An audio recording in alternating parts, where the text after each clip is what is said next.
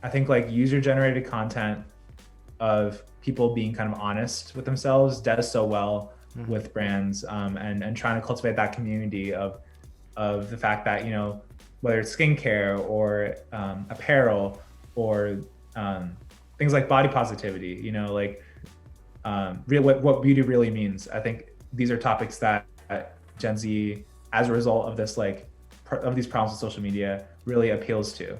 And so I think there is limitations to that, but also has, I think, created a possibility for better conversations around it as well, around this kind of, even in marketing.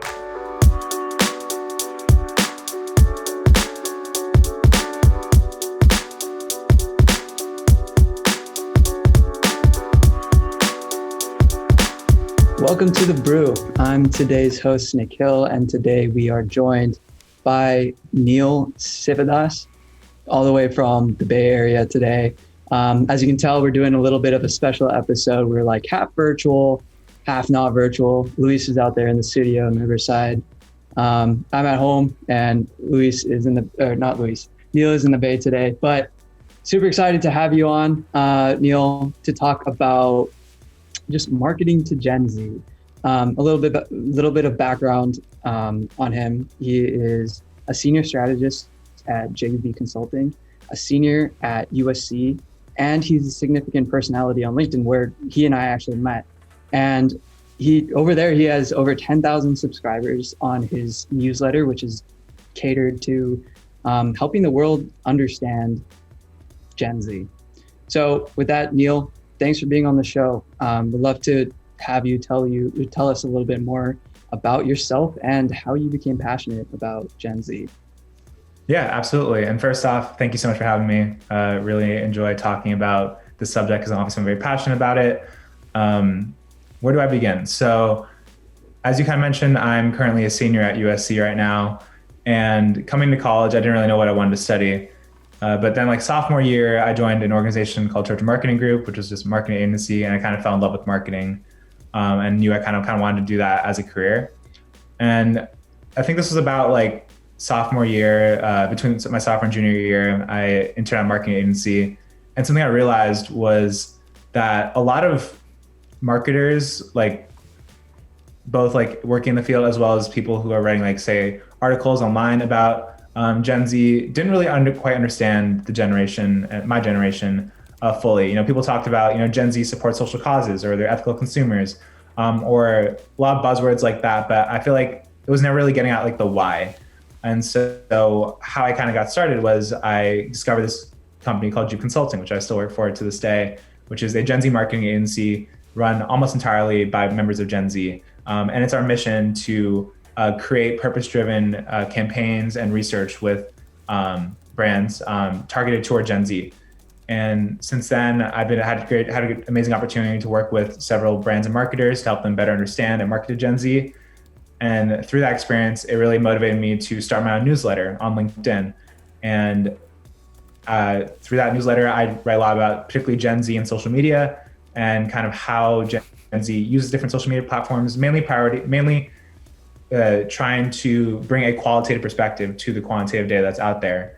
And as a result, I've had a chance to grow that newsletter up to 10,000 subscribers, of marketers, of executives, business professionals, with the goal kind of in mind to bridge that gap between Gen Z and marketers and businesses that are trying to advertise and connect with them. Awesome. Thanks for that. So this is kind of interesting. You're in Gen Z. I'm right in the border of it. I was born in 1997, so there's that huge gray area for me. And Luis is well in the millennial space, as well as Nick, who is our producer for this show. So I'm actually 57 years old, so that's the interesting part with this. I don't look a day past 26. You look great for your age. Thank you. I appreciate that. I don't look a day past 26, but yeah, I'm actually 57 years old. Yeah, so it's nice. But no, yeah, 1994. So I think 96, that's the Gen Z start day, right? Or is that the end of the millennial? What's the deal with that? Does anybody know? I think it's Gen just it's kind of there's just, I think, a gray area somewhere between 96, 97, I think, is where people generally put it at. But obviously generations can be a little bit of a construct as well, but I think um, Yeah. you obviously marketers just try to do their best, to segment people as best as they can. Yeah, I think it's a strange thing when it like when everyone's like, oh man, if you're born like 1998 or something like that, like you're automatically kind of bucketed in this Gen Z kind of way of thinking and way of living, when like in reality you could be raised by some like hardcore like boomers that it's just like you grow up with that mentality and with those kind of values and stuff like that, and it kind of defeats the weird boxes that you end up putting people in strictly on age and stuff like that.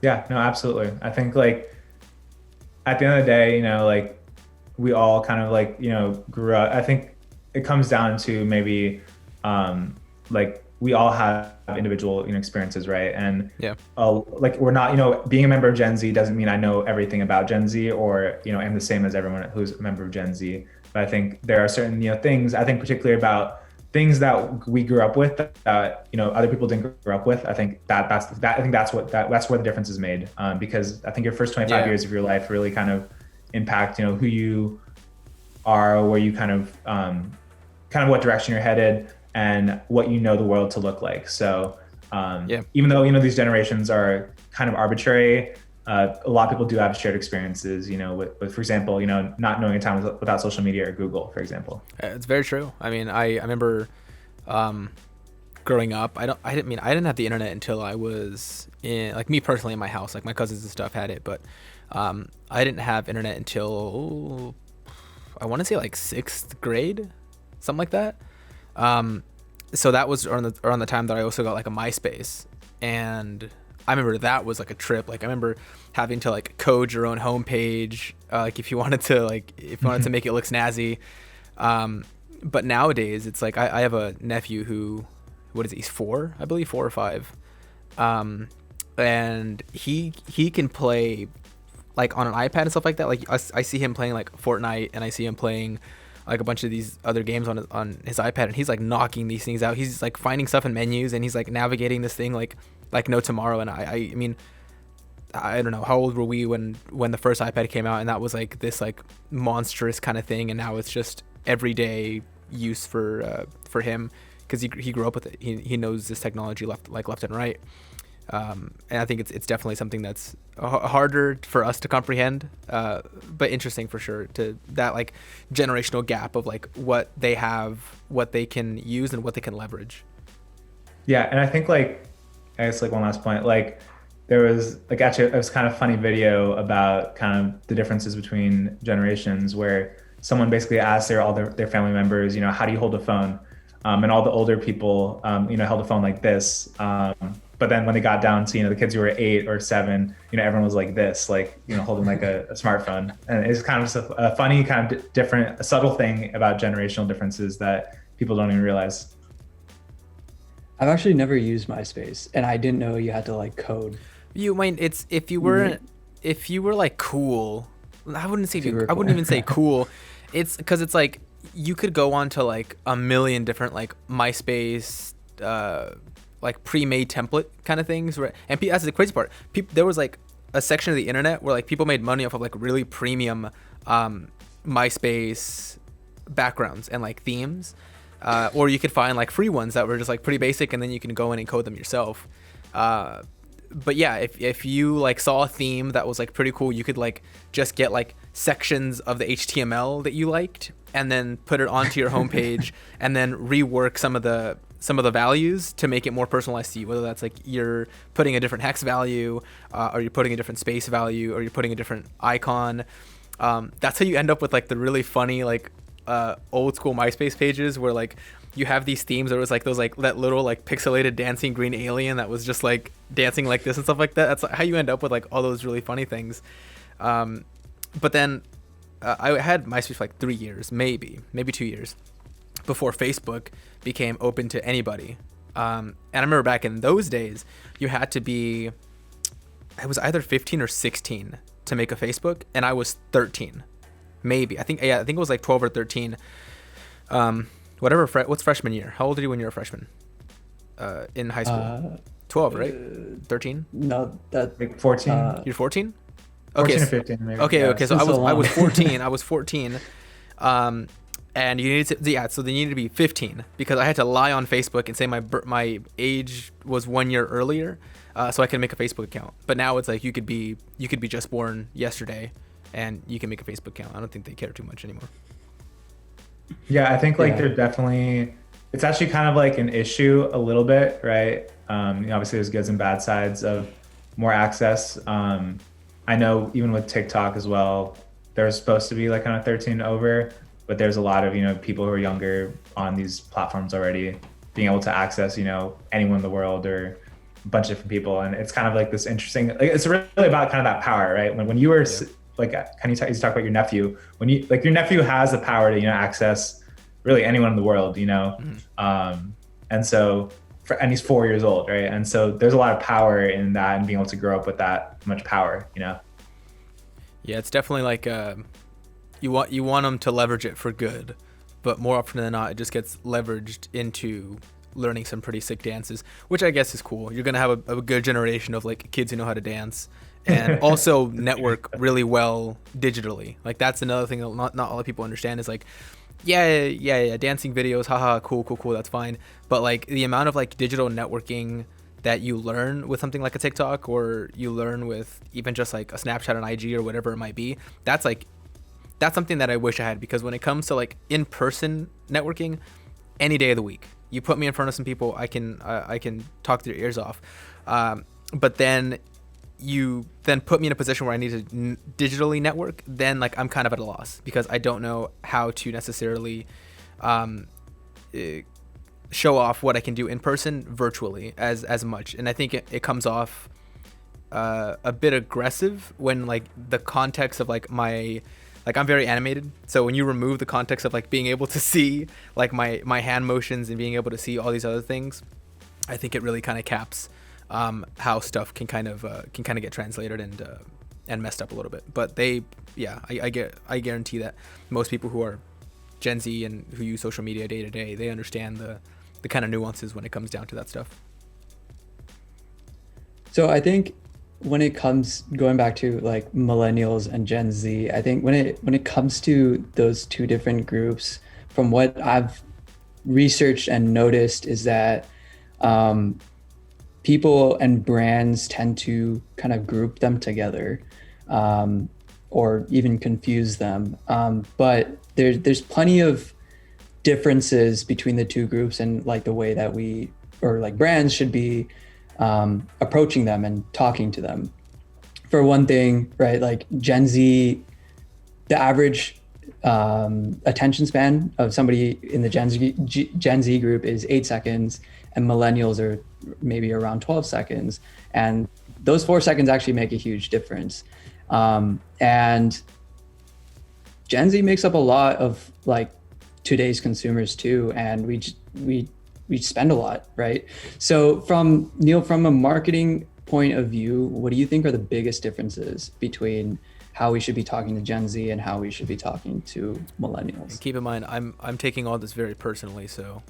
Yeah, no, absolutely, and you're welcome to. And yeah, I think you bring up a great point about a lot of people will jumble Gen Z and millennials together. And they obviously do have a lot of similarities, especially people who are, say, on the older end of Gen Z or younger millennials. But I think some things that are very different. I think number one, with Gen Z, it's really about content, in my opinion. When you're marketing them, creating like content type marketing versus millennials, it's more about evoking connection, in my opinion. And I think in order to really understand, the difference, I think you have to think about a lot of like time periods and kind of how things came about, right? A lot of kind of these millennial founded platforms, like Facebook and Twitter and even LinkedIn, when they first were created, they were all about kind of establishing the sense of connection with other people. With a lot of more Gen Z creative platforms like TikTok and Snapchat and platforms like that, it's all about creation and creativity. And so Gen Z on a day-to-day basis is creating tons of content themselves. When it's saying Snapchat, it's just native to people. Creating is part of daily life. Instagram even. And so when you are marketing to Gen Z and trying to connect with them, I think one really important thing is that, with a lot of companies, on social media, will try to, and there's a lot of interaction, right, between customers and brands, and I think on Twitter particularly, this is where kind of the distinction comes out. You can really kind of just like roast any like a successful kind of Gen Z branded Twitter would be a lot more about these kind of content type pieces. So anything that's like funny, anything that evokes emotion, even roasting customers, right? Hopping on trends and using a lot of dark humor even. Like that's, it's not just like a message. It's almost like content. It makes people laugh. It evokes a strong emotion to them. With millennials, it might be more about cultivating a sense of connection. Supporting, being great, supporting them through customer service, and a lot more content or a lot more kind of posts and stuff about that, and really kind of trying to build that connection. So I think that's really kind of the core difference, but there's obviously a lot of other differences. I think when you think about how Gen Z was raised, I think this is really important. Like a lot of generations will go through, trauma and technological advancement. And with Gen Z, I think the combination of kind of a Gen Z childhood with the amount of technological access out there really made a difference in childhood. So if you think about when Gen Z was growing up, you had to deal with, in America, like the post 9/11 stress, because I think that was very apparent in a lot of households, and a lot of millennials dealt with that too. But it was kind of from the get-go when Gen Z was born, like that was something on parents' minds. When you think about like school shootings, that's something that is like has gone up a ton in past recent years, and it really kind of, I think, affects people. When you have to. When you like, you even go through drills, in school, about like, oh, someone among us might be a school shooter. Just thinking about that, it's no longer the bear, outside. It's literally like it could be one of us. When you think about financial crises, whether it's the 2008 financial crisis or even now, when you think about like online classes, like now this is a big thing. Pretty much every single member of Gen Z has now experienced, taking live classes online. Things like political turmoil, the climate crisis. Like there's so much kind of quote unquote like trauma in the Gen Z childhood that, and this doesn't necessarily apply to all members of Gen Z, because everyone experiences differently. But having that along with kind of access to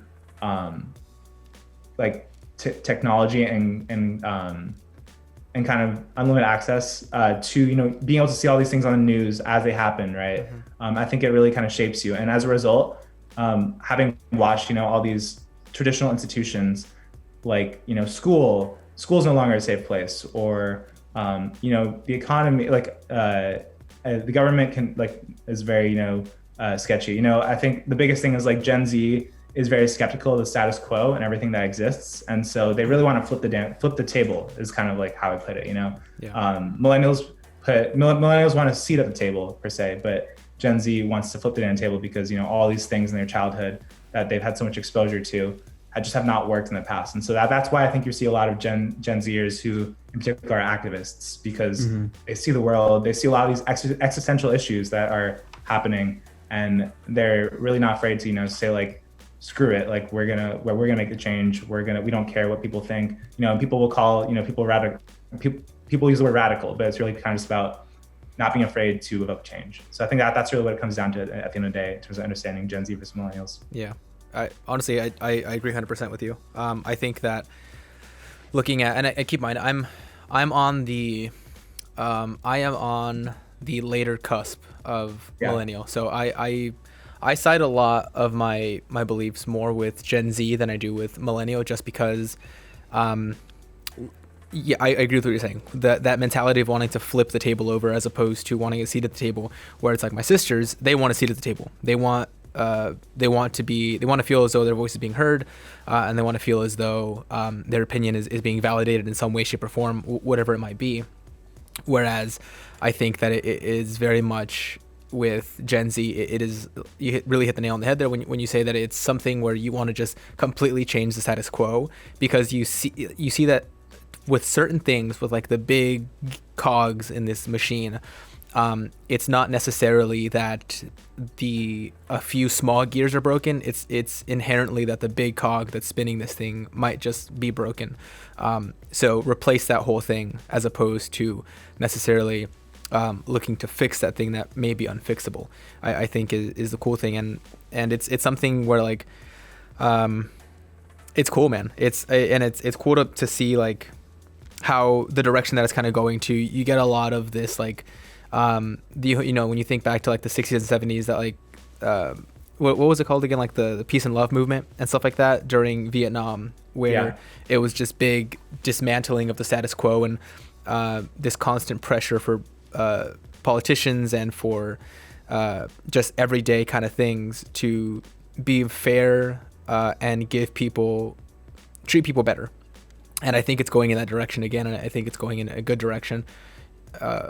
So it's definitely cool that it's not like a one-off thing. Like, it wasn't like millennials care but not enough, and then the next generation just cared less or cared the same amount as millennials. Like, no, like now Gen Z cares even more, and you would hope that trend continues, and the next generation, I don't know if it's already been named or not, the next generation after Gen Z now cares even more, and slowly but surely it starts this whole process of bettering the situation that not just one particular group is in, but that every group is in.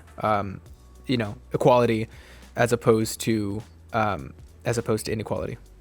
Yeah, and I think one really key important point, from other generations in history, is that Gen Z has more power with their smartphone than anyone else had at any other time in history, right? I feel like there was, when, particularly in June, with a lot of the Black Lives Matter movements, there was a lot of those marches that were organized by 15-year-olds or 16-year-olds, and really, wow, yeah, like literally mobilizing 10,000, 100,000 people. Well, you think of one phone. You think of all about Parkland. That was all high schoolers. Yeah, that too. But yeah, exactly. Like, we have so much power and connection with everyone, through our smartphone nowadays, that it makes us extremely powerful. I think another example I can give that isn't necessarily as related to activism is there's an app out there called Life 360. I don't know if any of you have heard of it, but it's basically a kid tracking app for parents. And the original intention was great. Like, people also want to have, safety and everything, but Gen Z didn't like it. And so one person posted a TikTok, just one TikTok, basically talking about how bad it was. And the fact that if an app gets a lot of negative ratings and goes down to 1 star in the App Store, then Apple has to consider removing it from the App Store. And it was like, I was at like 4.3 stars, something like that. And so one post got Gen Z to write hundreds of thousands of bad reviews for Life 360. And it got on the news and everything. And again, that was one person, one post made that happen. To basically take this very legitimate app and basically destroy it. That's crazy. And so I think that's just a testament to the power. Like, it wasn't even like a planned strategic thing. Someone just posted and vented about it. And everyone's like, you know what? Like, we can do this. Like, people in the comments, people rallying together, absolute strangers. And that wasn't the only example of that. So I think the power of, people, of social media, one, you can mobilize that. But two, I think another really underrated thing that people don't realize is that there's a lot of subconscious understanding and kind of like experiencing of other kind of cultures, if that makes sense. Nowadays, you've seen this huge movement on Instagram where a lot of people, it's become very much a textual informational platform, where people are sharing a lot of graphics about different topics. And through that, I think a lot of people have gotten exposure to education, maybe they wouldn't have otherwise gotten if they didn't have social media, 20 years ago, 30 years ago, because most of the time, it's our parents, it's a school you grow up in that really shapes, our knowledge base. But now it's like you can access anything you want and access a ton of different perspectives. For example, even for people in your school or your friends, when you go on Instagram, you're able to see into their lives, right? And so maybe someone's part of a culture that you didn't really know about, but you saw it on their Snap story or you saw it on their Instagram story, and so you get a subtle understanding. And so maybe when a parent or maybe someone who's older, maybe makes a remark about a certain group or something like that, you're like, no, like I have exposure to it, this is actually how it works, right? So it's really two things, right? It's the power that you're able to harness, but also to the subconscious, and so people are exposed to a lot more ideas, and so I think that's why Gen Z has so much power. It's not the fact that other generations didn't go through trauma. It's not the fact that other generations didn't weren't activists, but it's the power that a social media and a phone and Google have to make things happen. Basically, is the difference. I definitely think that it's like three things on that. It's like one thing that I think not a lot of people understand as well is like the actual size of Gen Z, like compared to like everyone says that like baby boomers are this massive wave of generation. Correct me if I'm wrong, I don't know if you're aware, but isn't the Gen Z numbers close to, if not greater than, the amount of baby boomers that there were or that there are? Is that to me that was understanding? Yeah. I'm not 100% sure in terms of like historically like relative, but I do know right now Gen Z is the largest generation in the world by population technically. So yeah. So I think that as well kind of speaks to the amount of power. Maybe not right now. That's the thing. Right now, Gen Z already has I think leverage to change societal kind of outlooks and all these things, and that's early on leverage. Let's not dismiss the idea of 20 years down the line when now these 8-year-olds are 28 and these 23-year-olds are now in their 40s. That's the leverage that generation is then going to have. Gen Z at that point is going to be enormous, especially within political shakeups and whatever there might be there. I think there's a lot to be said there, especially when it comes down to this sort of social media being a big part of enabling people to create this like level of empathy that maybe wouldn't have been there prior, like being able to see someone's story and see what some people are doing and how they're struggling, and then be able to educate people in your family that are maybe a bit older, of a different generation, that wouldn't necessarily even consider those people and their struggles. I know, speaking for me personally, my parents were born in the 50s, mid to late 50s, and there's plenty of times where like I'll have to be like, no, like that's like that, like that's not okay. Like you have to think about it in this way and not think about it in that way. And it's been something that I think has helped them kind of understand stuff, and it's definitely helped kind of push them in a direction of being a bit more empathetical for all kind of groups. But then sort of touching on the first thing that you brought up when it comes to like social media and observing people's struggles and doing all this, I do have a question for you.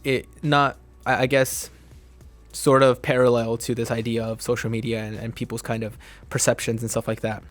But do you think that there is a negative thing that might happen here, and something that we address a lot in this podcast and within the network here, is people really laying it on heavy when it comes down to positives, only showing the good that might be happening in their lives, and not necessarily leaning into struggles, not leaning into negativity, not leaning into failure, and being afraid to showcase that stuff, because we've all kind of been trained that social media is you only go there to brag, and you don't go there to tell people how sad you are or how you failed.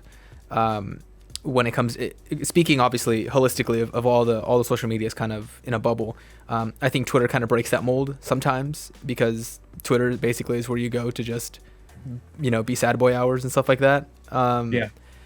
But yeah, I'm curious to kind of get your opinion on that. Do you think it's leaning in a direction where it's being a lot more transparent, or do you think there's still an inherent issue there with a lack of celebrating failure to some extent? Yeah, no, I think you bring up a great point. You know, like everything, there's good and bad. And I think in particular, you know, whether it's, you know, the idea that people, you know, generally will show only the best of themselves, or, you know, FOMO, fear of missing out, and as well as cyberbullying, you know, those things do exist, you know, on social media. And I think what's really interesting about that, going back to kind of like generational advances and stuff, is the fact that parents can't help you with that, right? They can't help you with FOMO. They can't help you with cyberbullying. They can't help you deal with, you know, this issue of perfection, because they never had this experience growing up, right? Like where you are projecting your lives to hundreds or even thousands, you know, of followers. You know, you're not even a celebrity, but you just connected to that many people. And dealing with all these things, that's something, you know, there, you know, when you know, computers and the internet and things were advanced, right? You know, it was all these technological advancements generally were more still individualized, right? Like, this is how I use the computer for myself, that kind of thing. But now, you know, with social media, it's like these advanced technological advancements are connecting all of us too. And so, as I kind of mentioned before, you know, parents can't relate to that. You know, they can't help you with that. And so now, you know, you're teaching your parents about that. You're forced to deal with that by yourself, right? And so there is definitely another side of social media that is not as perfect. With that being said, I think this is, and going back to kind of in the marketing realm, I think that's why whenever a brand is more kind of real and authentic with their marketing and content, I think that's why it tends to be better with Gen Z. And I can think of certain brands like Glossier, for example, that will post, you know, photos of quote unquote real bodies, real women, you know, real skincare, you know, that really accurately reflects, you know, this idea that we're not all perfect, right? We're not all, you know, living our best lives. You know, sometimes it's a journey, you know. And I think it's this larger movement of what I like to call going from Marilyn Monroe to Jane Doe, where I think like user-generated content of people being kind of honest with themselves does so well with brands, and trying to cultivate that community of the fact that, you know, whether it's skincare or apparel or things like body positivity, you know, like what beauty really means. I think these are topics that Gen Z, as a result of this, like of these problems with social media, really appeals to. And so I think there is limitations to that, but also has, I think, created a possibility for better conversations around it as well, around like this kind of, even in marketing. You bring up a good point about authenticity. I think that was a big conversation people were having many points throughout this year, especially like you brought up the Black Lives Matter movement, and just there's just so many things that happened this year where that conversation came up, right? And I think people were upset that, you know, some brands, it just seemed like they were kind of trying to plug themselves in to the movements and like look like they were, you know, supporting the cause just for social media's sake, right? Do you think that's actually a problem, and where like some brands might be missing out? Yeah, I think it's definitely like a tricky, it's really hard to be authentic. Like number one, like, you know, it's like, and really number two, like no brand is really perfect at it. I think what it comes down to though is, I think the question is like, does it seem like a marketing ploy? Because if it does, you know, if it seems too good to be true, it probably is. And if it seems calculated, it probably is. And I think that's the issue that a lot of people had was, you know, like, oh, like, you know, they didn't do anything before, or they're not really doing anything major, you know, they're not like looking on themselves about, you know, their hiring practices, or are their products, you know, accessible to different genders, different races. People, I think Gen Z really, like, they're kind of tired of, you know, the same old. And I think a lot of, you know, marketers, I think particularly there's like this stat that always goes around, you know, like I think it's like 74, 80% of Gen Z, supports companies who support a social cause. And people's like, oh yeah, I need to like align myself with this cause. But I think people don't understand what align means. I think a lot of people are like, oh, I'll donate to this thing, or I'll, say Black Lives Matter. But I think what it comes down to is that you really have to embed a larger purpose into your brand. Like what's like your North Star of your brand, I think has to be something bigger than your brand itself. And it really has to be kind of through and through everything you do. And I think, as I said, like no brand I think is perfect at it. The Patagonia, I think, is a great example of that, where, in their kind of customer experience, you can return any piece of clothing. They're not going to deny, even if you had it for like 10 years, because they really kind of, they're a brand that's not about, it's not an outdoor apparel brand. It's a brand about saving the planet. That's what a lot of people see it as now. When they got a tax cut, they donated it all to climate causes.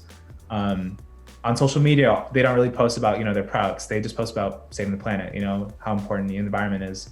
I think like it's to the point, right, where, as I said, they're known as a saving the planet brand. They're not an outdoor apparel brand, even though they happen to, help promote that through their apparel.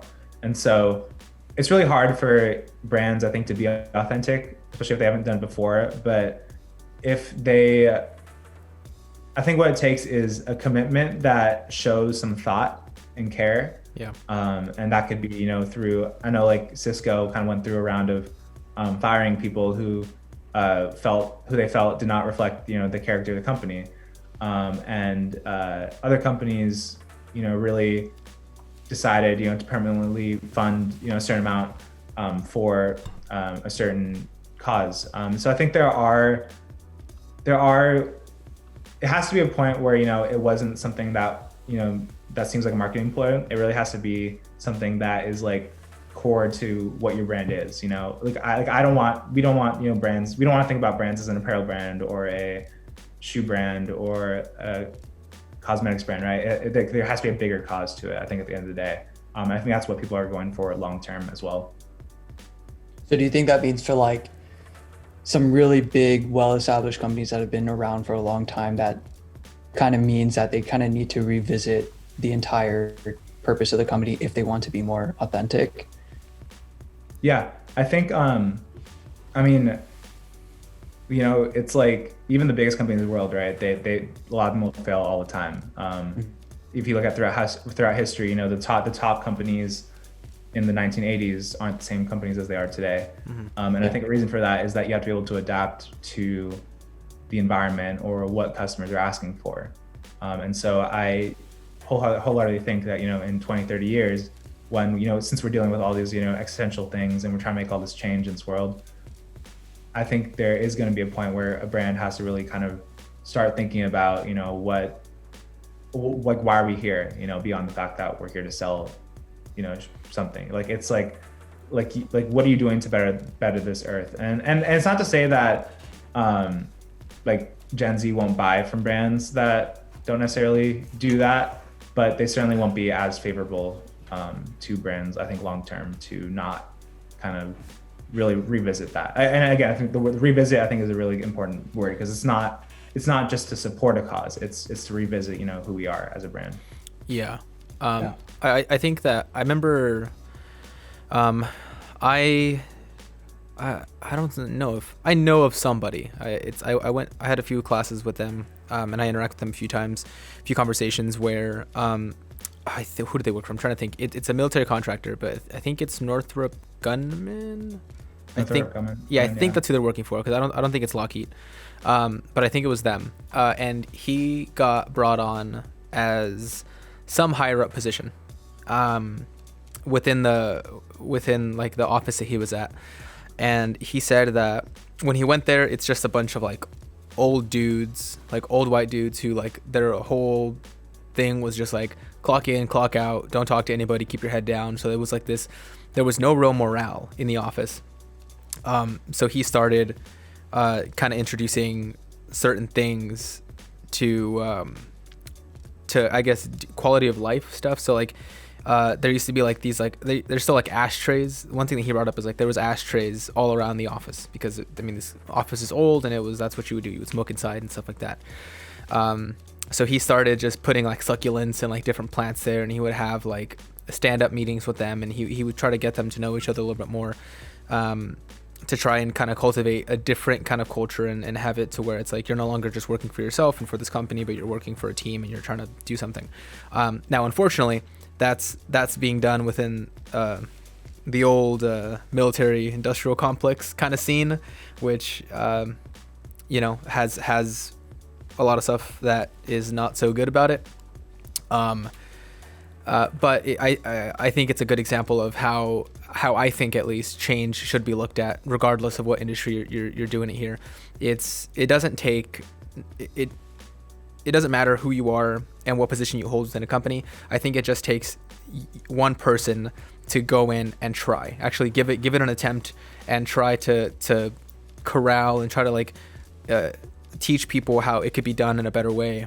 But in a way that's also fulfilling to everybody that's a part of the team. Like, don't just go in there and shove your beliefs in people's faces.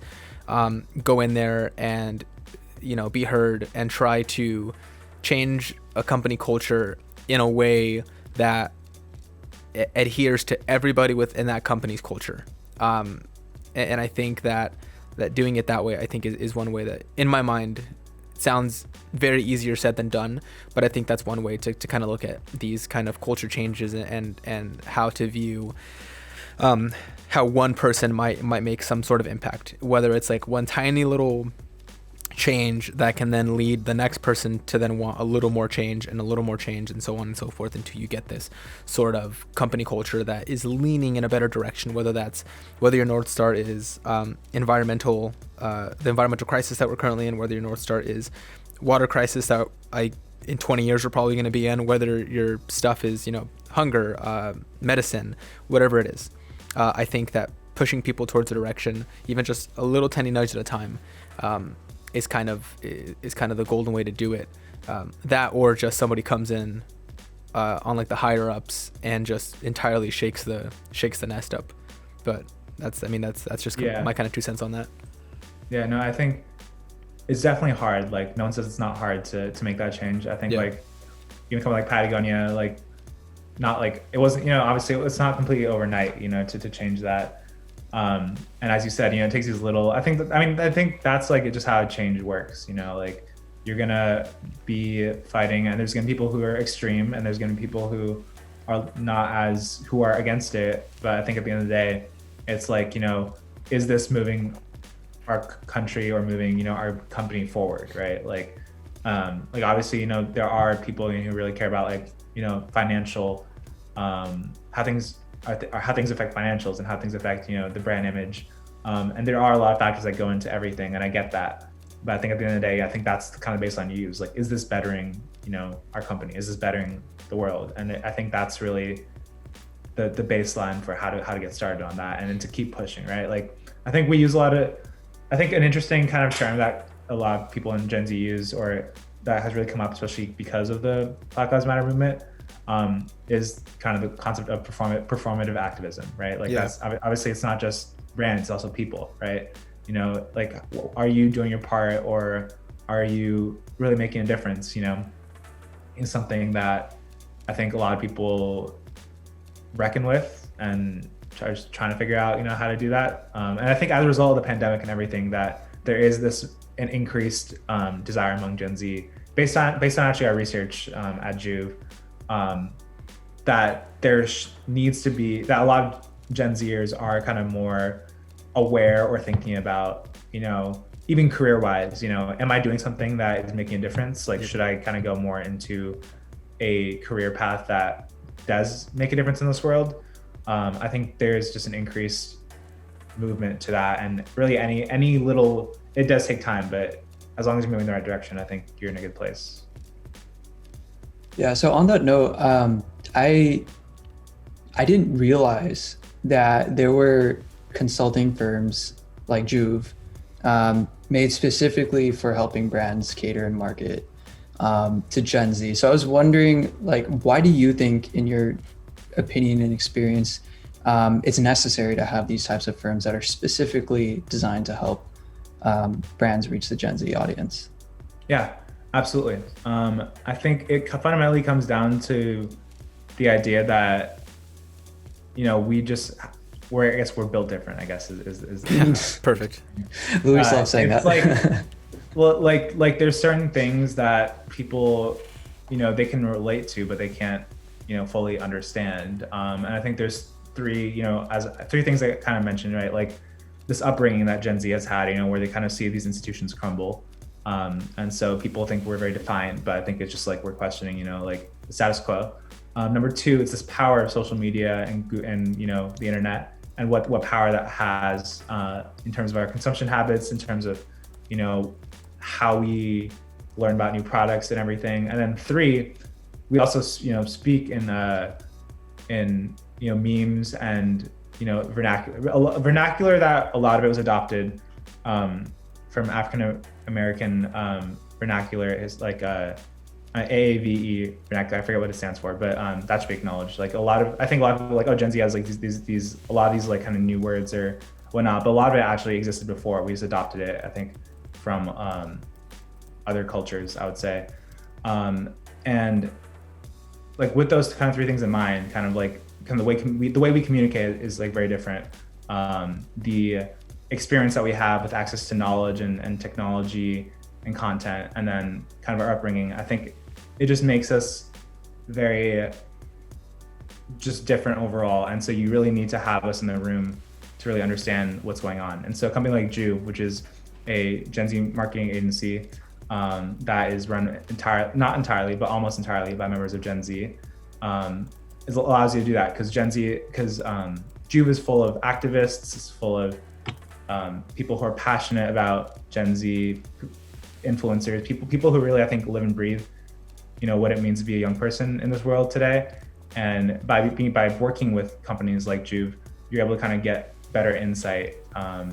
And with Brew in particular, you know, we do research on, we have a network of over 1,000 of Gen Z that we send surveys to and do focus groups with. We recommend strategy to companies, and we also implement, you know, campaigns. We had an amazing campaign that back in early this year with JanSport on TikTok that is really kind of that was really driven by purpose and mental health. And so I think at the end of the day, when you're working by working with people who are directly part of the demographic, you get the best insight into the why behind, you know, the research, right? And it's kind of, again, like kind of why I started. And Brew was kind of started in the same way. You know, there's all these people, you know, who are researching and talking about Gen Z, and they're pulling data that's accurate, right? Like, oh, you know, Gen Z does like support social causes, or Gen Z are ethical consumers, or Gen Z, you know, has an intent to spend 8 seconds. But you know, but you have to ask why, right? To really get to the deep nitty gritty about how to use this information in a way that makes sense. Because, you know, the data alone you need the qualitative to understand the quantitative. And I think that's why it's so important to work with Gen Z and companies like Brew in order to get that better understanding. Yeah, you kind of touched upon it a little bit, but would you be able to like give some like a look or a brief overview into like what your like campaigns and strategies might include? Yeah, I think so. In terms of like what I can talk about, I think something that's really important about, you know, Gen Z, you know, talk about all the time about how there really has to be a lot of purpose brands, and Drew's the same way, right? A lot of our campaigns are purpose driven. Like we kind of describe ourselves as and I don't speak for all of Drew. I don't necessarily speak for Drew itself either, but it's really kind of about, you know, how do we help brands make a difference, you know, in the world through the lens of Gen Z? I think that's the best way to put it. And so it's all about, you know, what is the issue that, you know, again, going into the idea first, what's a deeper purpose, you know, that this company can help provide to Gen Z? And what kind of research can we do to figure out, you know, what Gen Z is really thinking? I think it's really important to acknowledge that, you know, we do a lot of research as well. You know, it's not like, obviously we're all members of Gen Z, but, you know, we're not all Gen Zers live the same experience. So we do a lot of research into it. We understand, you know, what's something they really care about in regards to, you know, the brand. And then we kind of, you know, optimize from there in terms of like the campaign, and really kind of all the campaigns we do are all about kind of building that larger purpose into the world through our clients. Nice. Yeah, you mentioned, I think you mentioned JanSport, right? And then I think I've seen that Jude's also worked with Verizon. Am I correct on that? Yeah, Juve does a lot of different types of engagements, whether it's through campaigns, through strategy, through research, through workshops. So a lot, like, it kind of varies depending on the brand. But I think at the end of the day, it's really just all about bridging that gap between Gen Z and companies who are trying to not only connect with Gen Z, but also trying to make a difference in the world. Because I think that's really important to us, and kind of what we're kind of going for long term. Right. Yeah, that's amazing. And I mean, even the fact that this company is run by pretty much most members of Gen Z. That means, so the oldest is 23, and like, how young are some of the people working for the company? Yeah. So as I said, we kind of have recently hired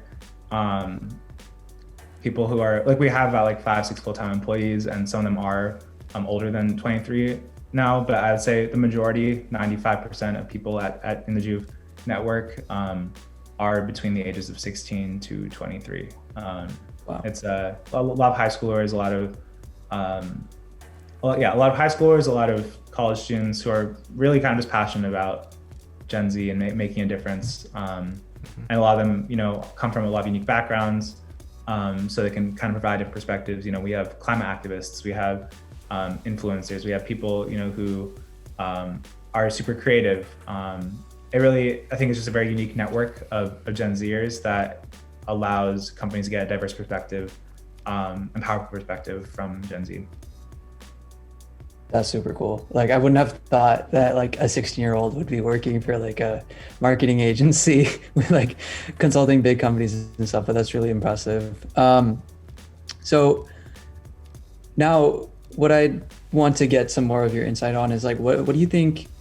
And we talked a little bit about like authenticity already, but what else do you think that are things that like brands should be focusing on to,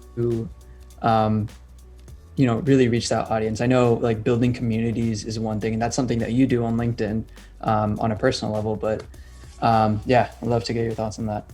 Yeah, I think there's so many different ways I think that brands should tap into. So your point about community, I think nowadays it's so normal for Gen Zers to talk and interact with strangers. It's kind of a weird thing to say, but it's totally normal to become friends with someone you meet on PlayStation, or to join a Discord server of random people and hop on voice chat with them. And obviously there's a safety issue there too as well, but I think a lot of Gen Z, with the power of the internet, we're looking for, we have access to this ability to like find communities online that really identify with us. And so there's all these platforms out there that I think are make a difference. So yeah, number one is kind of like, you kind of build a community of fans of your brand, customers, or even influencers. I think a lot of people with influencers in particular will try to partner with one, be like, oh, promote this product, and then think that somehow, like, just because someone has like a video, with a new, that was a famous one, I'm not gonna mention who, but it was like an ab roller kind of thing. And it was a big influencer, and they, everyone kind of laughed at it basically, because it just wasn't obviously authentic. So I think what you have to do as a brand, instead of partnering with individual influencers, you should try to create almost like a roster of ambassadors of influencers, because if a fan of the influencer sees, one post about this product, they're like, oh yeah, like get that bread, get that money, but they won't really care. But if you kind of build out a roster, Bang Energy has done a great job of that on TikTok. I think people will start realizing, oh, like these people actually like the brand, they're willing to, be an ambassadder of it, and maybe I'll check it out now. So number one, kind of build a community of influencers, or even your most loyal customers. I think Peloton has an amazing Facebook group. I also think that a lot of companies should almost create like Discord servers of their most loyal customers, basically to provide feedback on new things, new ideas, share user-generated content. And so yeah, number one, build community. Number two, I think developing a personality on social media is so important. And what I mean by personality, kind of talked about earlier about kind of about Twitter, but it's just all about kind of like not being a brand, just being a person, on social media. And what that kind of means could be, number one, just making it seem like I'm interacting with an actual person, like someone who, and when you interact with people, right, people have emotion, people have humor, people have honesty. Like I think those kinds of emotions from the videos or the text, I think that that brands put out, I think is so underrated, or you could even, so number one, you could either develop personality through there, or you could even develop an actual person. On TikTok, the Washington Post is run by a guy named Dave Jorgensen, and he's literally synonymous to Gen Z for the Washington Post. Like that's what people know the Washington Post for. They know Dave, or someone like Jake from State Farm. Just like this character. So you kind of literally have an actual person, or you kind of have a personality through your content. And then other things I think really work well are tap into nostalgia. I think Gen Z is a super nostalgic generation because we have so much access to content from the past. So, with YouTube, you can watch videos from a long time ago. With apps like Depop or Etsy, you can buy products that are from the 1980s, 1990s. And so there's an inherent, I think, obsession with nostalgia among Gen Z. So I think, if a company's been around for a while, if they bring back something very retro or something, I think Gen Z would have a field day with that. And then I think another kind of really important, I guess, kind of last point is become associated with joy. And what I kind of mean by that is kind of the point about content, right? Nowadays, everything's about conversions and how many eyeballs you have. But at the end of the day, I think what Gen Z really cares about is whether their reflection of your brand is something positive. And I think there are certain brands that do a really good job of becoming associated with joy. And I think one great example is the partnership that SeatGeek has with David Dobrik. David Dobrik, is a huge influencer among Gen Z. He's known as Gen Z's Jimmy Fallon. And SeatGeek has kind of become a mainstay. Basically, they don't pay David Dobrik to advertise SeatGeek, in terms of like, oh, this is SeatGeek, try out this app. What they do is they buy. It sounds kind of dumb, but they buy his friends, or they either buy his friends like new cars, or surprise his fans with new things. And whenever kind of what is kind of become is anytime you see SeatGeek appearing in a David Dobrik video, something amazing is about to happen. Something really like awesome, it's about to happen. And so I think that's just an example of how brands can become associated with joy. But I think at the end of the day, Gen Z is like, there's so much saturation, in terms of content and advertising and stuff like that and selling. And I think at the end of the day, Gen Z just wants to be, entertained. And so by becoming associated with joy, I think is a very underrated way to advertise to Gen Z. Yeah, those are great points. I really like what you said about nostalgia.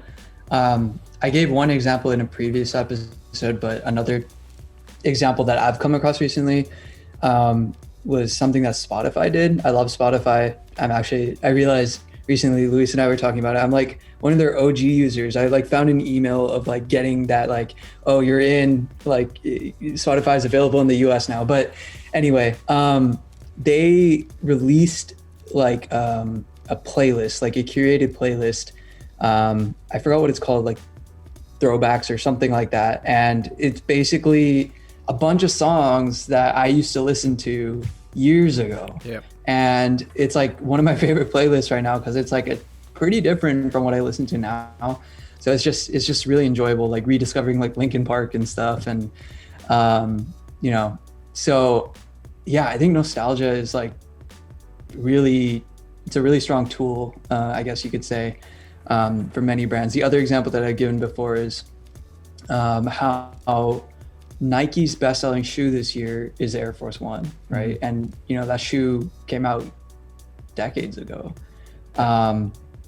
So yeah, one other point that I'm surprised about, I forgot which brand you mentioned, but one of them is they're utilizing Facebook groups, and I didn't realize that like Peloton. Gen Z Peloton. Yeah, I didn't realize that Gen Z is actually using Facebook groups, right? Like I, for one, am not on Facebook anymore, like hardly.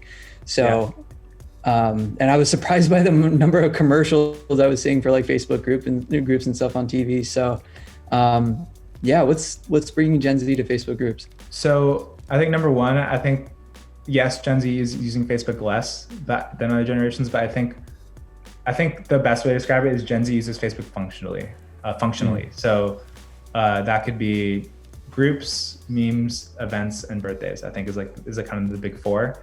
And so the idea is, anytime we go on Facebook, we're going there for a reason. It's not kind of to scroll. And so with groups, and I think Peloton is kind of like one of these brands that's like Peloton and Glossier are very much like they do a good job of appealing to millennials and Gen Z. I think Facebook groups, and the reason why I think Facebook is promoting it so much is because you have an ability, again, to create that community. If you go to Peloton Facebook group, you get tons of user-generated content that Peloton could honestly use for their own commercial. You get customers. It's kind of cool. Anytime there's a customer has a bad experience with Peloton, they post in the Facebook group, and immediately like 10 other customers who love Peloton comment on it, would be like, no, like this is how it works. And so it's like you kind of get your customers become your best ambassadors and marketers and customer service agents. And so I think the value of groups is that, and I will say though that like I think Discord is going to come up soon in terms of like using a group setting to kind of house a customer community. But I think what makes groups work so well is because you have that kind of sense of community. You have other users of the product, you have customer service agents, you have user-generated content that people are posting in the groups. And so I think that's really what appeals people to those groups in the first place, and why Facebook is actually promoting it so much, because they have that potential. But in terms of like Gen Z itself, I would say it's more so like Facebook. It's not that they're using Facebook more, it's more that Gen Z uses Facebook functionally. So they see value in, again, the four things: events, memes, birthdays, and groups. And they kind of utilize Facebook for that. Yeah, as long as they're not using it to destabilize democracies, I think all is well with people using Facebook for groups and everything like that. They use TikTok and Twitter for that. There you go. Facebook literally took away all its organic reach. Yeah. Like you post, like a brand, Burger King could make a post out of their company page, and they have like 3 million followers, and they probably get like 20 likes. And honestly, like they just don't. They obviously want people to use promoted ads now. So obviously other platforms are way better for that. Yeah, I think that's one of the reasons why you see Facebook leaning so heavily into shoving a marketplace onto Instagram, because they feel like, well, no one's on, the share of people on Facebook proper is going down so much that we need to kind of try to get some of the appeal that within the marketplace and get some ad revenue coming back through IG. And I think that's why it's being, at least from what I've seen, it's being received so poorly, just because it's literally like, I think the biggest offense of Facebook trying to shove a big portion of itself onto Instagram that was promised to be this kind of this sovereign nation of an app, where it's not going to be directly impacted by Facebook. There's so much on Instagram now. Yeah, it's not. I don't want to say it sucks, because like that's the first thing you say whenever any kind of UI change happens, but it's definitely not as good as it used to be. I don't think it's clunky now. Yeah, no, absolutely. And I think like I kind of got this from Gary Vee. I think he made a great point about this. It seems like a lot of these kind of social media companies are trying to become these social retail conglomerates. Whether it's through kind of Facebook Marketplace or Instagram Shopping, or kind of how you guys touched on in the preview for this, right? Shopify and TikTok. Yeah. And then Gary thinks that Amazon's going to acquire some kind of social platform at some point as well, because I think what people are realizing is that especially when it comes to advertising, if you have control of the people's, why not have control of the eyeballs and the thing you're selling, right? Like why not? It's like it makes things easier overall in terms of not having to use other platforms.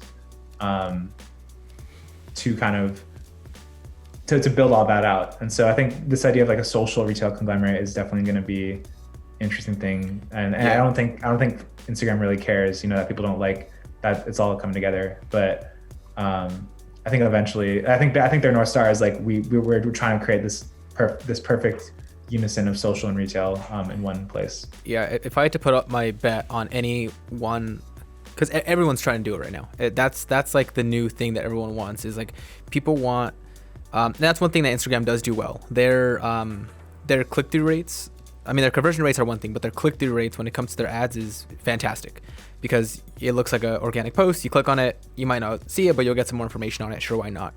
But I think if I had to put my money on one that's doing it correctly and doing it in a way that it's done well, I feel like Shopify has the most leverage out of anybody that's here, just because they really perfected the shop portion of it before they started to look at how they can integrate the social aspect of it. Whereas these companies, whether it's, I mean, Amazon doing whatever the heck Amazon wants to do, they sit on a planet-sized load of money, or it's Facebook, or even Alphabet getting into it in some way, shape, or form now that they're really doubling down on Google Shopping. They try to perfect, or they try to tweak their social aspect to get the people on there first before they tweak the actual market. But then by the time they get to that point, people just go, I'm here just for the memes. I'm not here to buy some shoes, you know? Yeah, and I think like, I think the Shopify TikTok partnership was great, and I'm excited to see what comes of it. I think people really don't even realize how great TikTok is in terms of like everything they do overall too, you know, on that, and they have to give them credit too. Like with not just like these partnerships, but they've done a great job of creating like a very strong social atmosphere, and also being very innovative as well. They have every week there's like a new product update or a new kind of filter that people kind of go crazy over. So I will just say TikTok overall, I think is just, they're killing it, you know, with all the partnerships. So I'm excited to see what as you said, kind of Shopify is the gold standard of the shop side of things. I'm excited to see where it kind of goes with that. Yeah, absolutely, man. It's definitely going to be something that we're going to be paying attention to a lot, just because it's funny. Like I don't use TikTok as much, definitely not as much as I used to. I used to just like be on it constantly, but then I just kind of stopped. I stopped being on social media as much. Specifically that one and the other ones. Twitter, I'm just addicted to it at this point. But it's interesting to see how that's going to end up playing out, just because that the way the algorithm works, all their tweaks, their innovations that they do, their constant updates, the way that they actually do address a lot of the user feedback within their updates and within their patches, that's something that, like, for some weird reason, no other social media brands care as much about as TikTok, is the end user's experience. And it's baffled me that everyone's like, oh my goodness, how is TikTok so successful so quickly, and like, oh, how can we acquire them, and how can we be a part of this like deal and stuff like that.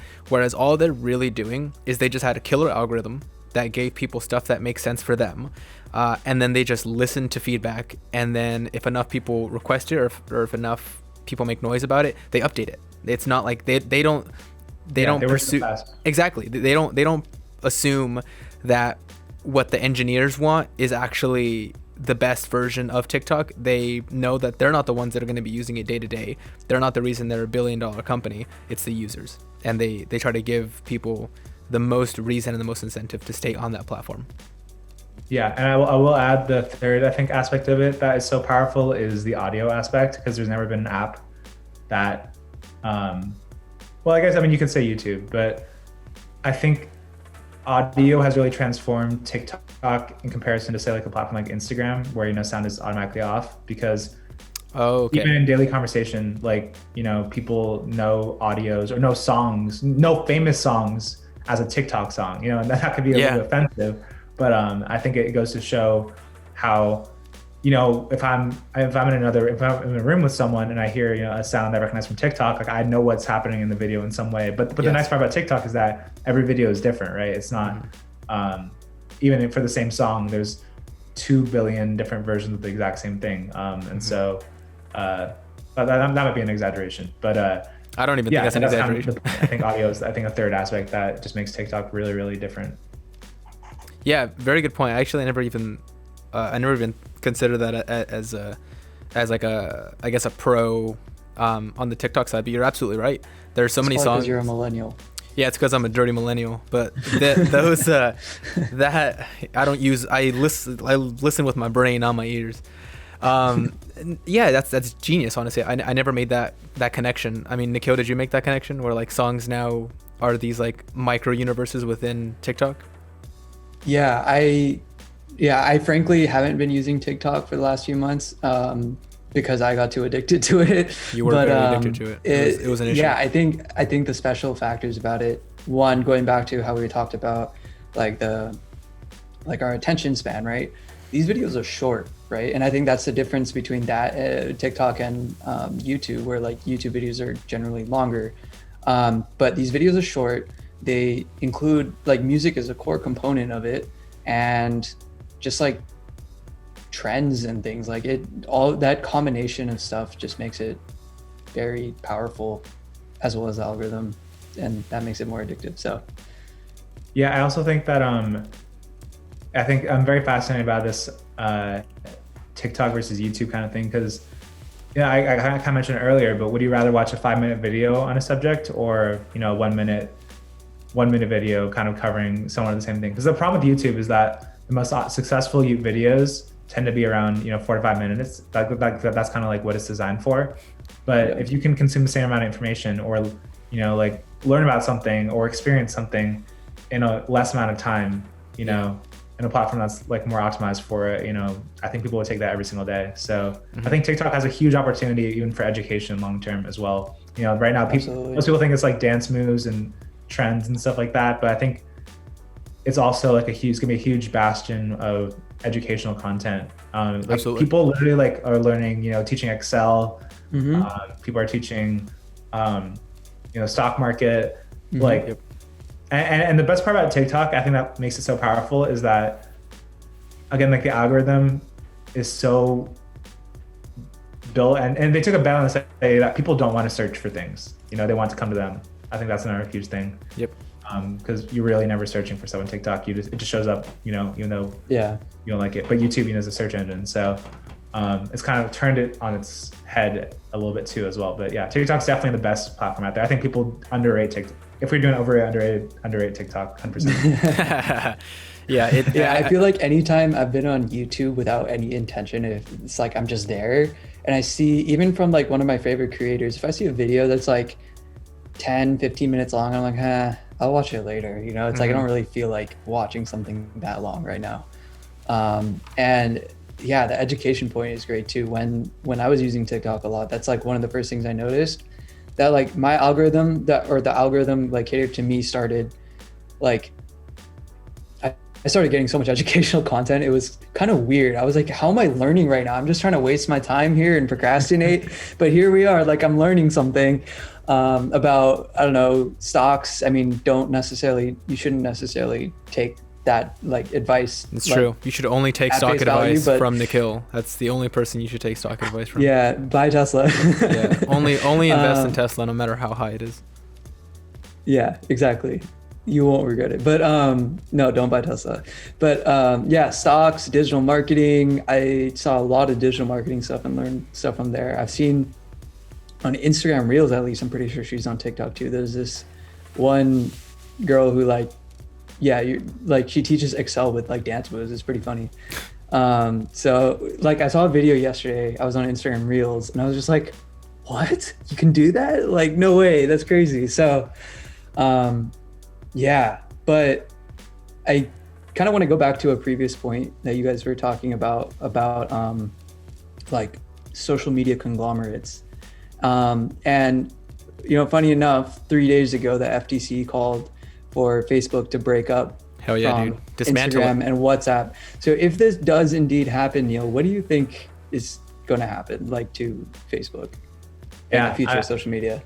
It's going to be interesting because I think like one, like a lot of politicians, are generally like 30 years behind on this. Like I think about, that video of like a senator asking, "How does Facebook make money?" And then Mark Zuckerberg said, "Senator, we run ads." Like, and then the guy didn't get it. You know, he literally didn't get it.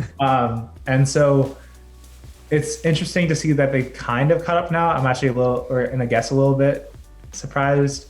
It's really hard to say, you know, what's going to happen, because I think a lot of these companies, right, are moving in that direction where they realize that a lot of politicians and most people are kind of still behind on not realizing the power that a company could, because I think like the perfect equilibrium, or I guess you could say, is kind of like, you know, Amazon's retail ability with TikTok's algorithm, with, you know, Instagram's user base, right? Like something like that, right?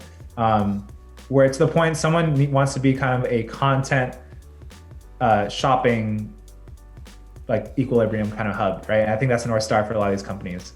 And so with Facebook kind of maybe forced to break up, I think they're just gonna focus more on the retail end of things, you know, because actually they built out each of these, like Facebook Marketplace, Instagram Shop, they're separate things, right? So I think they've been able to kind of segment that. So I think they're just going to focus more on the. It seems like their priority overall right now is just on that retail aspect of things. They don't really care about as much of the social growth anymore. So I think that's where it's going. I think they're just going to focus more on the retail thing as separate companies, because they already were smart enough to make it separate. You know, Facebook Marketplace and Instagram Shop. So. Yeah, probably. I think that's like just the general trend of everything. So,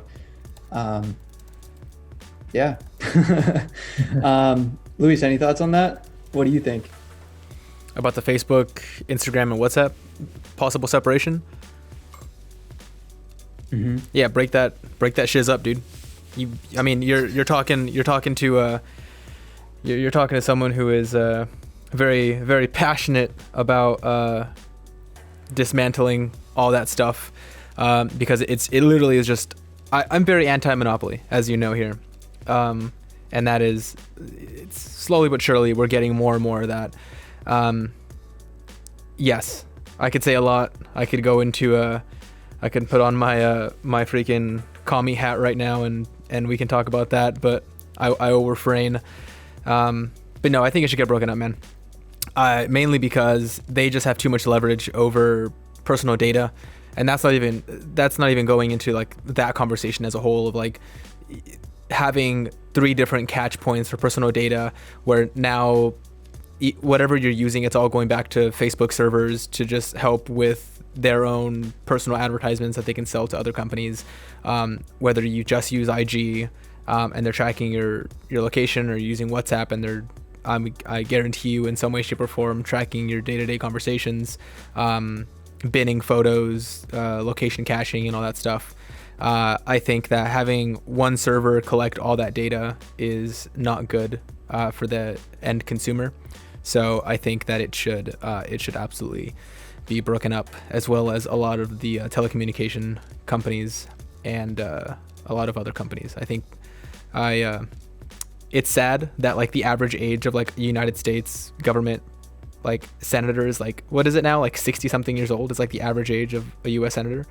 So like yeah, of course they're not going to understand how Facebook makes money, and they're not going to understand how only having one social media, it's like, oh well, when I was growing up, and for them growing up, like they were 40, they're like, when I was growing up there was only one social media, and that was you know, whatever the hell that was back in the day, it was my AOL IM, you know.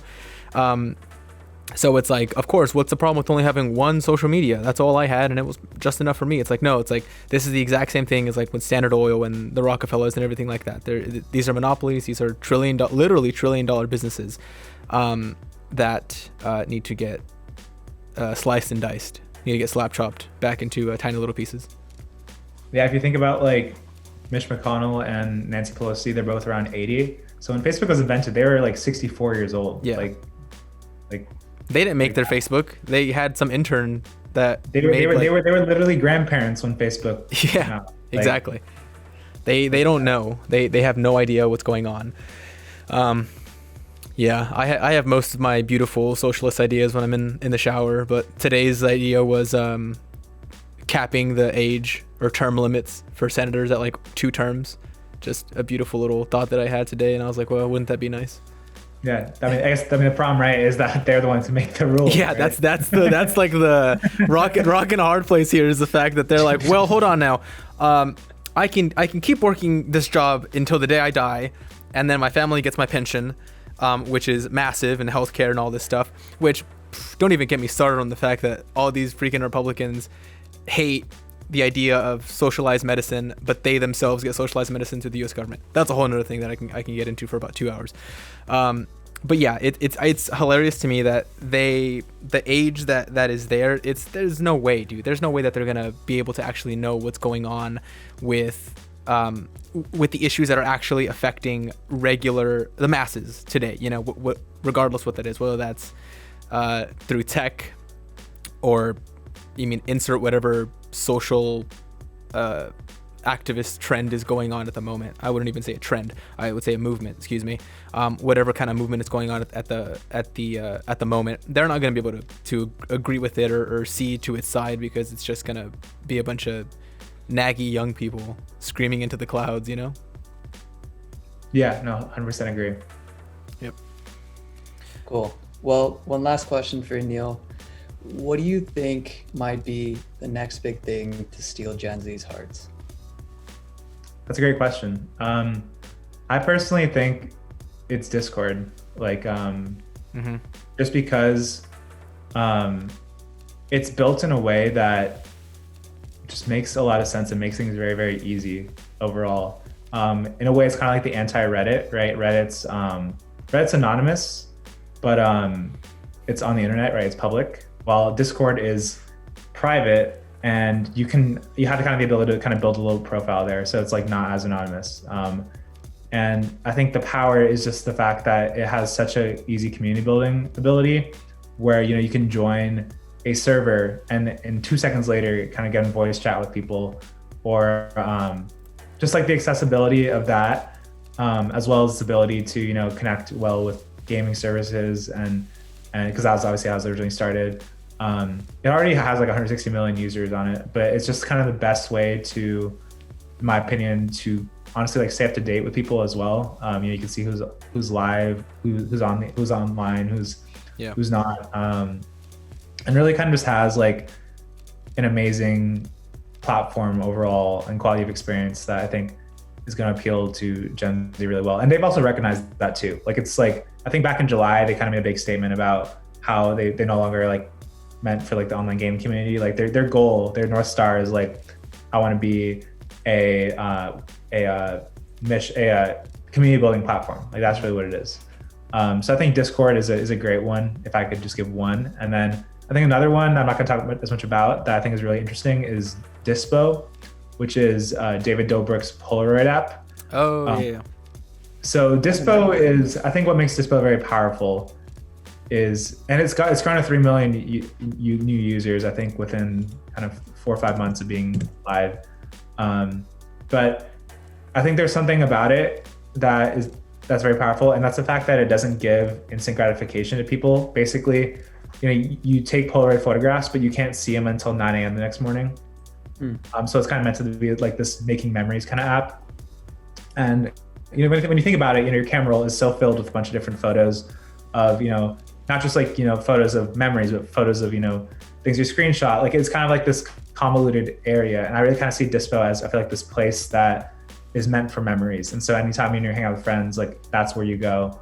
And you don't get instant gratification, because everything about Gen Z you get instant gratification for. It's all dopamine running in from all these social media apps, and this is the one app that doesn't give you instant gratification. So you take a photo and it gets you thinking.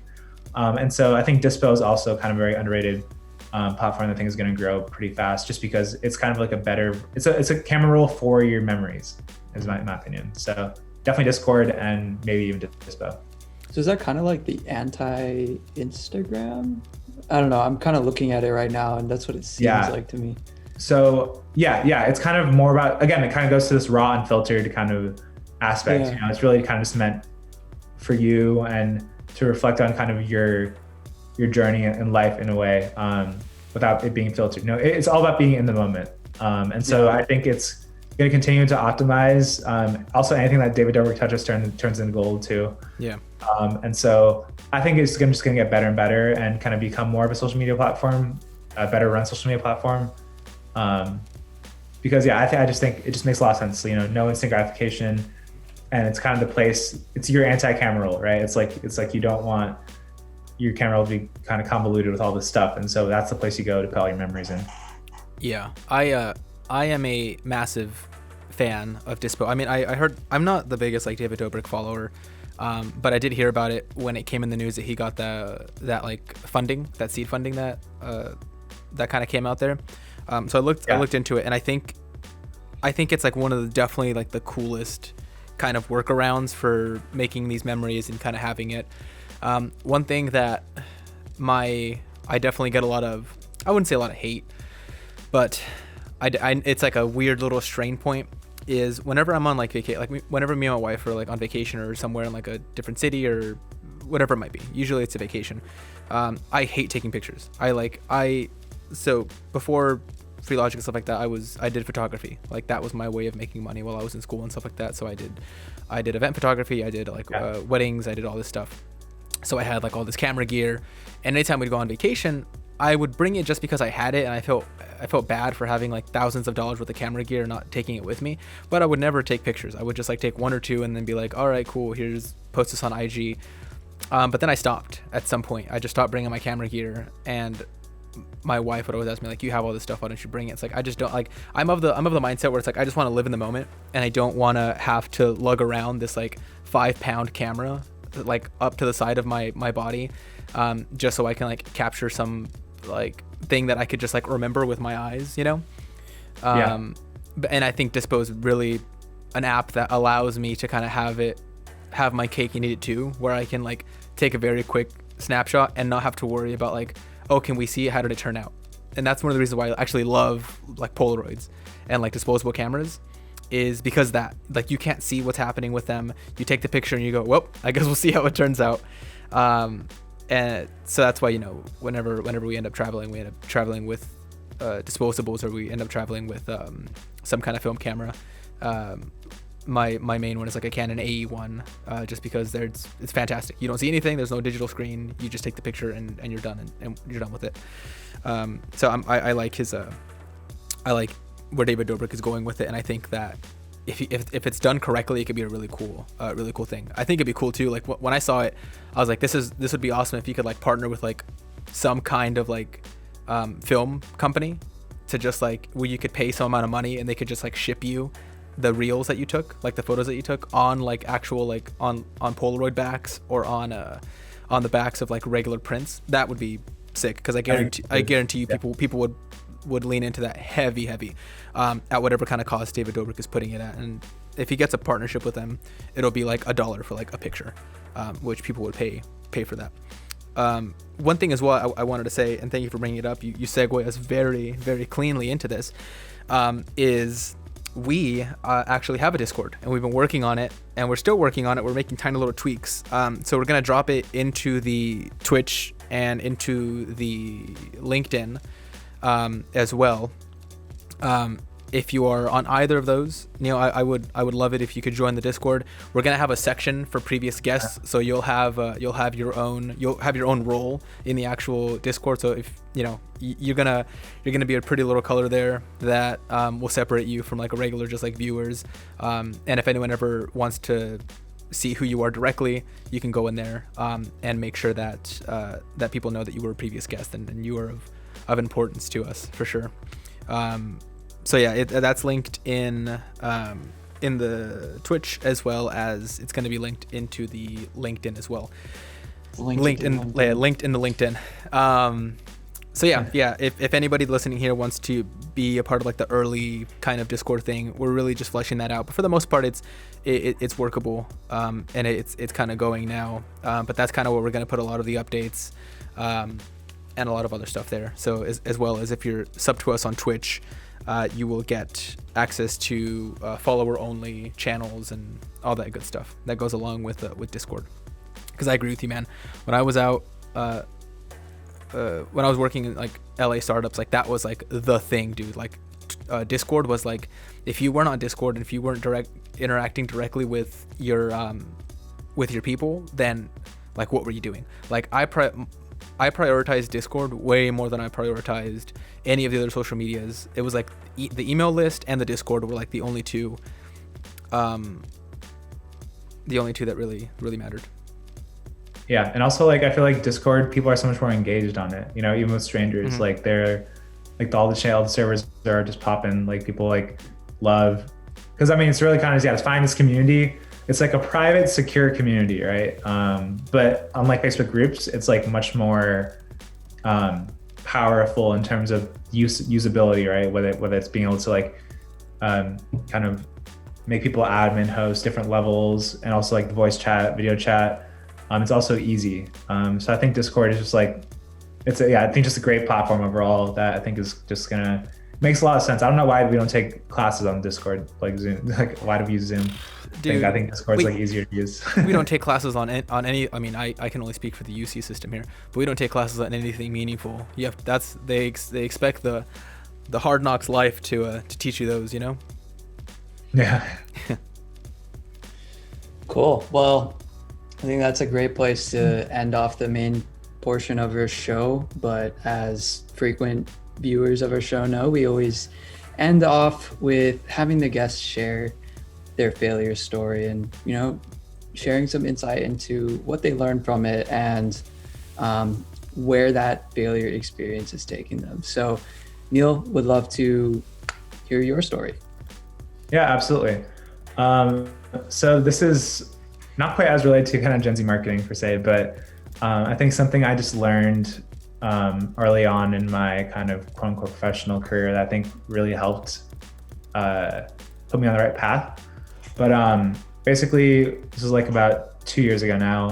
I was interning at NBC Universal in ad sales, and like any kind of good new intern, I really wanted to make a difference. I wanted to, you know, stand out, you know, right away. And so someone gave me a little assignment to do some research into one of our automotive clients. And I kind of jumped on the opportunity to kind of go above and beyond, where she kind of gave me some advice, gave me kind of a quick like request over email. And I was like, okay, I'll go do it. So I went above and beyond and created like this deck, like a huge deck about the automotive industry, about kind of the client and stuff like that. And then I sent it over to her. And what happened was that wasn't what she was looking for at all. Like she was looking for just a few bullet points on some industry trends that she could use in the client meeting later that day.